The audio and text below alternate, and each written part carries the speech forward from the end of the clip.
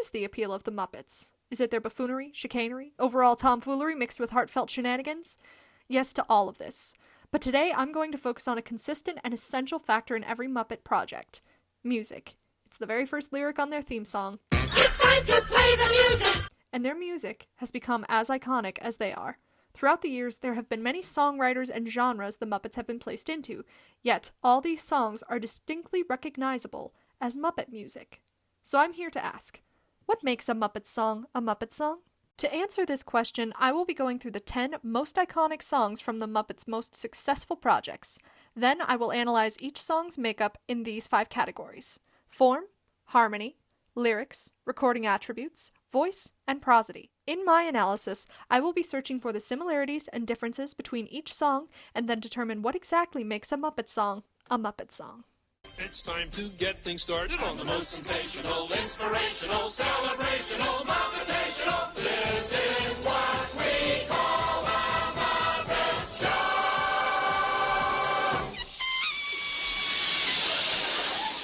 Show! Green smoke! Let's start with the form of the Muppet Show theme song, written by Jim Henson and Sam Pottle. The Muppet Show theme song is in AABA form, although the A sections are shortened to 4 measures instead of 8 to match the shortened length of the theme song. The Rainbow Connection, written by Paul Williams and Kenneth Asher in 1979, is in a very standard verse-chorus form, as is Moving Right Along, also written by Paul Williams and Kenneth Asher in 1979. Moving Right Along begins demonstrating a common occurrence within the Muppet songs. Stretches of instrumental breaks between strophes or verses or bridges dedicated to underscoring brief scenes in which the Muppets dance, create a visual spectacle, tell jokes, or do various other shenanigans. Hey, Fozzie, I want you to turn left if you come to a fork in the road. Yes, sir. Turn left at the fork in the road. Permit! I don't believe that. Functionally, it's the same as a dance break or an instrumental break, but I will be dubbing it the hijinks break, as that is usually what the music is underscoring. These instrumental breaks can be seemingly randomly placed, fast-paced, and high energy in order to set an exciting tone for the film. Hey, a Movie is written in AABA form by Joe Raposo in 1981. Here we see several examples of the hijinks break that were brought up in Moving Right Along.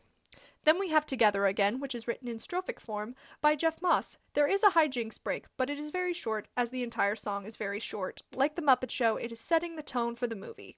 One More Sleep Till Christmas was written in 1992 by Paul Williams. This song is in AABA form. This proves that even the more tender of the Muppet songs are not free from shenanigans, as there are several hijinks instrumental breaks. Then we have Love Let Us Hear from Muppet Treasure Island, written in 1996 by Barry Mann and Cynthia Weil. Mann and Weil are acclaimed pop musicians, so it makes sense that this song would be in a more standard verse-chorus form. This is when it gets interesting. Life's a Happy Song was written in verse-chorus form by Brett McKinsey in 2011. This song has the weirdest form in all the songs because it came at the rebirth of the Muppets. It's in verse-chorus form, but it adds a whole new section which is an extension of the chorus. This allows the song to take the time to introduce the audience to the new characters while keeping the same lighthearted Muppet style of theatricality and wry wittiness. It mimics and sometimes outwardly mocks the form of whimsical old Hollywood and old Broadway, capturing the campy spectacle of the Muppets while invigorating it with new energy. This song also has a hijinks section, as well as a dead pause in the music for comedic effect. Man or Muppet was also written in verse-chorus form by Brett McKinsey in 2011, although this form is a lot less complicated. This song is more of a traditional power ballad. The humor is coming from the Muppetization of these dramatic songs about identity, so they don't want to get too complicated with the form to distract from the emotional drive and humor of the song. This is when it gets interesting again. We're Doing a Sequel was written by Brett McKinsey in 2013. Now, the song was originally titled Do It All Again, and then changed at the last minute to We're Doing a Sequel. Either way, the song is in verse-chorus form, but if the song was originally Do It All Again, then it would have started with the verse, gone to the pre-chorus, and then the chorus, a very standard form. But since it's called We're Doing a Sequel, that changes where the hook is. So then the song begins with the chorus, then goes to the post-chorus, and then goes to the verse. This song also contains several hijinks sections. After analyzing the forms of the Muppet songs, we can find a few connections. The form tends to depend on length. If the song is longer, then the song is probably going to be in verse-chorus. If the song is shorter, then it will probably be in strophic or AABA form, although there are exceptions like One More Sleep Till Christmas is an AABA form, but it is a longer song. And if a Muppet song is high energy, then it will probably contain a hijinks section. Overall, the Muppet songs are very basic in terms of harmony. If the entire cast is performing a number, they tend to sing unison. Except in Love Let Us Hear, which is imitating a love ballad between Kermit and Miss Piggy, so it makes sense that this is the one song where harmonies are employed between the two performers, Piggy taking the high notes and Kermit taking the low notes. In Drew Noble's 2017 article on harmonic functions in pop music, he details how sometimes a 4 chord replaces a 5 chord as a dominant chord, because context is what defines a dominant chord. This is evident in Life's a Happy Song, where the half cadence occurs on a 4 chord, F major in the key of C major, rather than a 5 chord with a G. There are many instances of key changes to evoke emotion in the Muppet songs, particularly in the more modern numbers. For example, in Life's a Happy Song, both Mary and Walter's verses transpose into the relative minor key to convey their search for meaning and happiness.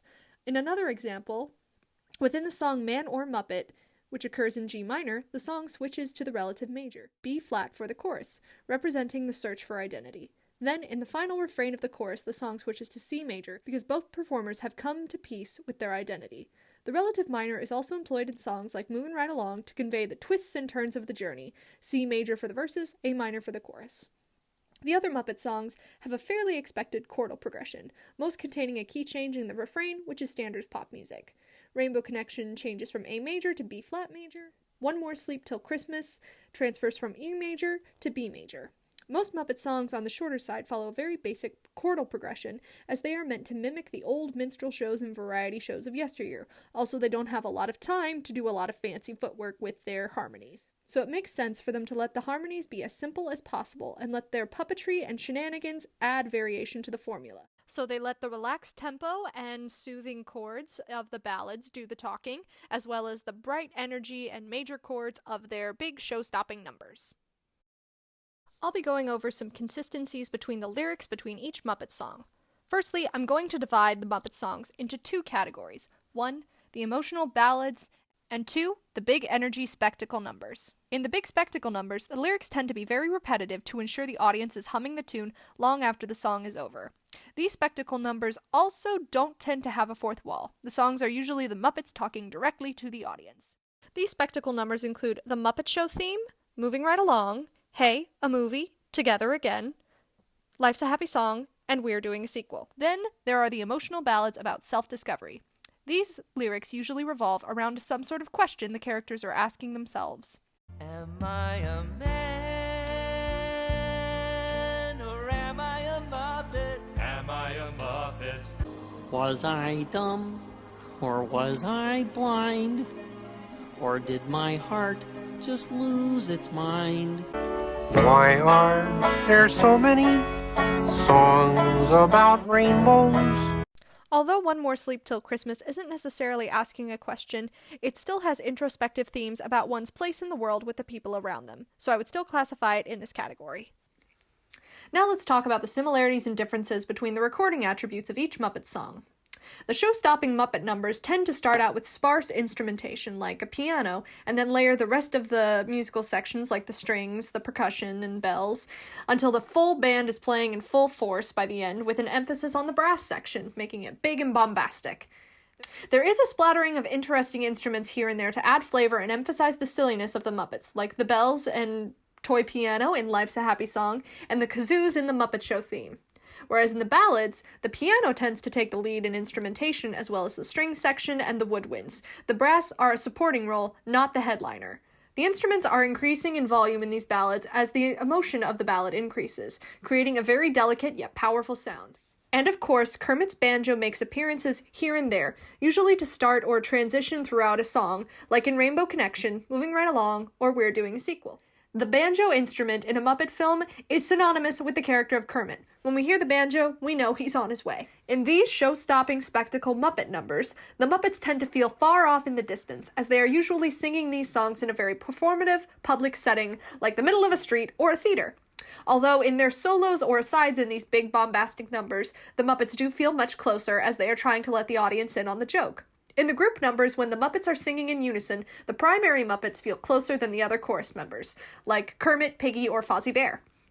In the ballads, there is an intimate distance between us and the Muppets, or performers, although in the duets, like Love Let Us Hear, rather than the sound being distributed by direction, they are distributed by distance. Piggy feels further away in order to blend her shrill sound with Kermit's throaty tones. Distance can play a huge factor in blending the Muppet sound. There is plenty of reverberation in the Muppet Show theme song and Together Again to put us in the environment of the theater, whereas the other songs create their environment with sound effects or by generating a soundscape. For example, the birds chirping and water gurgling in Rainbow Connection, as well as the open, unconfined singing of Kermit the Frog, puts us in the outdoors, and the crashing street noises put us in the middle of the city, town, or other busy environment, which is in Hey, a Movie, and Life's a Happy Song, and We're Doing a Sequel. The older Muppet songs do tend to have more of an old-fashioned quality, as they were recorded on physical media, which adds an old-fashioned quality to the song's recording attributes, but it works in the music's favor, as the physical media feels personal and human, like the song itself. The direction of voices tends to be even in the left and the right, especially if there is one singer, whereas the distribution of voices in duets usually depends on their placement in the frame of the film. Like in Man or a Muppet, the alter egos of Walter and Gary are off to the left or the right as they are a distant idea of who they should be, where Walter and Gary take the center as they are the main character. These recording attributes tell us the story and sets the energy of the Muppet songs just as much as the form or the lyrics. Now I'm going to evaluate the voices of the Muppets and see if all these different characters with all these wacky voices have anything in common. I'll do so by looking into performer, persona, and protagonist first. Performer. If any one Muppet can represent the voice of the entire brand, it is Kermit the Frog. In 8 out of the 10 of the songs I have selected, Kermit is either a soloist or he is a main feature of the song. Kermit the Frog was originated by the performer and Muppet creator Jim Henson. Kermit's voice is an exaggerated, throaty version of Jim Henson's own Mississippi meets Maryland laid-back accent. That we did last spring. It's going to be rerun in a week or two, December 10. It's called The Frog Prince. Well, you see, I just realized I misread my calendar. Tonight we're scheduled to audition new acts for the show. Rarely is there ever an interview with only Jim Henson. He almost always has Kermit on hand, and shifts the focus to Kermit's persona and away from his own self. The persona Jim Henson creates is an exaggeration of his own laid-back and kind spirit in his voice. He describes Kermit's persona as coming from his own personality, a wry intelligence, a little bit of naughtiness, but Kermit always loves everyone around him, but also loves a good prank. Kermit is often described as the only sane Muppet, which is why he is given the more emotional ballads, because his groundedness allows him to connect more to the serious side of the Muppets than anyone else. Later, after Jim Henson's death, the mantle of Kermit was passed on to Steve Whitmire, whose Kermit was described as an even more serious and slightly less energetic than his predecessor, although the imitation is pretty spot on. 'Tis a season to be jolly and joyous. With a burst of pleasure we feel it arise. There'll be spectacle, there'll be fantasy, there'll be daring do. Kermit goes through several different personas and protagonists throughout these movies, sometimes as his carefree, happy self, and at other times he's playing different characters. In this film, me and Fozzie play crack investigative reporters for the Daily Chronicle. And later, in Muppet Treasure Island and A Muppet Christmas Carol, he sings as another character entirely. Perhaps this was the Muppet Studios compensating for the loss of Jim Henson by having Kermit play other characters. The other Muppets also make appearances in songs and provide solos. Miss Piggy and Fozzie Bear both duet with Kermit and are both voiced by Frank Oz. Frank Oz's higher, more nasal pitches as Fozzie and Piggy contrast well with Kermit's more throaty timbre. This is also funny because Frank Oz is a tall, mustachioed man who can come off as grumpy or disinterested, and yet he's playing these very flamboyant characters.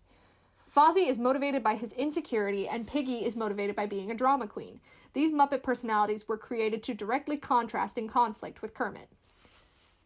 Together, the Muppets develop a persona all their own. A persona that is loud, upbeat, and chaotic. Together, they are more than Kermit or Miss Piggy, they are the Muppets. Then there's the outlier songs, Life's a Happy Song and Man or Muppet. These songs contain our new leads, Gary and Walter, and none of the traditional Muppets, because these characters were introduced at the rebirth of the Muppets under the Disney brand, and most of the original cast of Muppet characters would not be returning, so perhaps the company wanted to draw the attention away from them so hardcore fans would not be on their case for misrepresenting the voice of the Muppets. Walter is like a Muppet version of the audience. He has a normal tone to his voice, but his lighter, more emphatic voice is overemphasized to the point of cartoonishness. He is placed with Jason Segel to provide contrast with Segel's lower, more traditional leading man sound. Life smells like a rose, with someone to paint, someone to pose. Life's a piece of cake, with someone to pedal, someone to break. This is funnier on a different level because the performer Jason Segel himself is not the traditional leading man type, but he still plays and sings the persona of Gary, the leading man, with some tongue-in-cheek, adding humorous qualities that most leading men don't get to demonstrate. Part of the joke is that Gary is a bit of a nerdy goofball and not at all the traditional leading man. But this is a Muppet movie, and anything can happen. The human characters who enter the scene in Life's a Happy Song also have many cartoonish voices and accents that create the environment and tone of a Muppet movie, despite not actually having any Muppets. Life's a bunch of flowers, with someone to while away the hours. Life's a fillet of fish, hey! Yes, it is. These characters and personas and songs were created to bridge the gap between old Muppet viewers who don't expect anything new, and newcomers who need a POV character to introduce them to this new wacky world. And Life's a Happy Song does just that. Now it's time to get technical, because prosody is a huge element in what defines the Muppet sound in their music. Let's start with Kermit. Kermit's voice has a raised larynx that drops towards the end of his sentence. No, it's a matter of progressing, in the direction of, better-looking frogs, I suppose.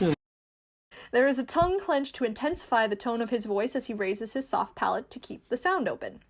In fact, all of the Muppets have a raised larynx and clenched tongue in their vocal qualities. But Kermit also over-articulates the vowels E, oo, O, and like E, oo, O, and to give him that folksy quality. Kermit's delivery fluctuates between luxurious and calm and then fast and nervous. The song Rainbow Connection was written around Kermit's prosody. Richard Carpenter said, why didn't you go why-da-da-dee, ba-da-da-dee? I said, well, because Kermit doesn't talk like that. Why are there so many songs about right? So we wrote it in Kermit speak. Let's contrast Kermit's prosody with the other Muppet. Fozzie has more of a nasal resonance and mouth resonance and replaces his T sounds with an unvoiced th sound. As a T, I put my tongue between my teeth and went kind of a breathe. Thank you! Kind of like that. That was terrible. Piggy also contains a higher-pitched nasal resonance combined with vocal distortion, creating a contrast of delicateness and roughness. Walter's voice is a very exaggerated version of what we consider to be a stereotypically normal American voice. It's like the Muppet version of an all-American young man. He has a very lilting voice and puts emphasis on his hard palate and laughs through a lot of his words with a breathy quality. Gary's voice, however, is a lower, richer tenor tone, overall a bit more human and less cartoony. These voices are particularly interesting when contrasted with their man or Muppet counterparts, which sing in the exact opposite tones of their prosody.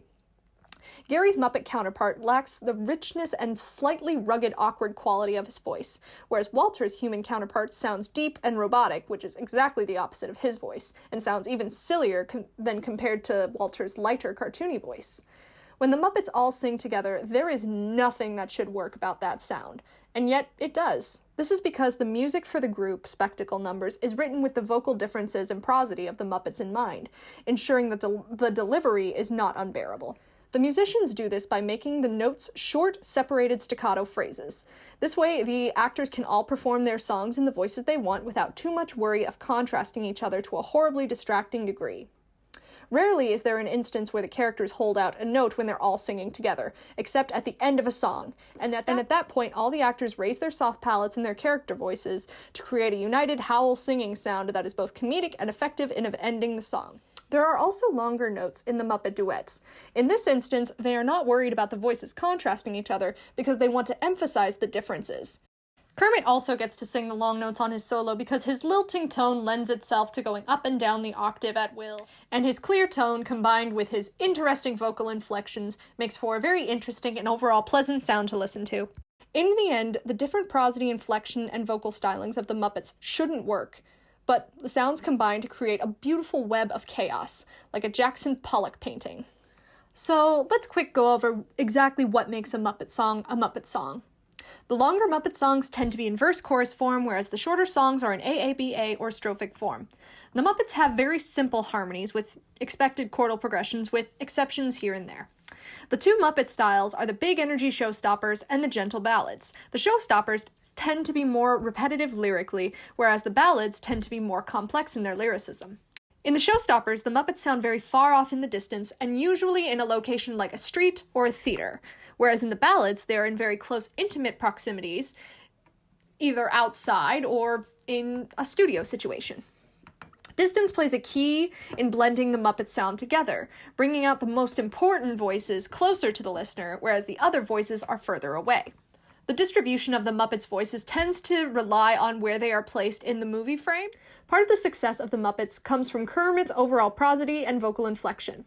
The Muppet songs also commonly have short staccato notation that allows all the different voices to come together without overwhelming the listener with all of the different voices. The legato notes on the ballads emphasize the unique qualities of the performers' voices and how they are using the persona to tell the story. These qualities show the versatility of the Muppets, for the Muppets embody the limitless potential of show business and all the variety there is. The formula has been successful so far, and it will continue to be successful in the future. Well, that was different. Yep, lousy, but different.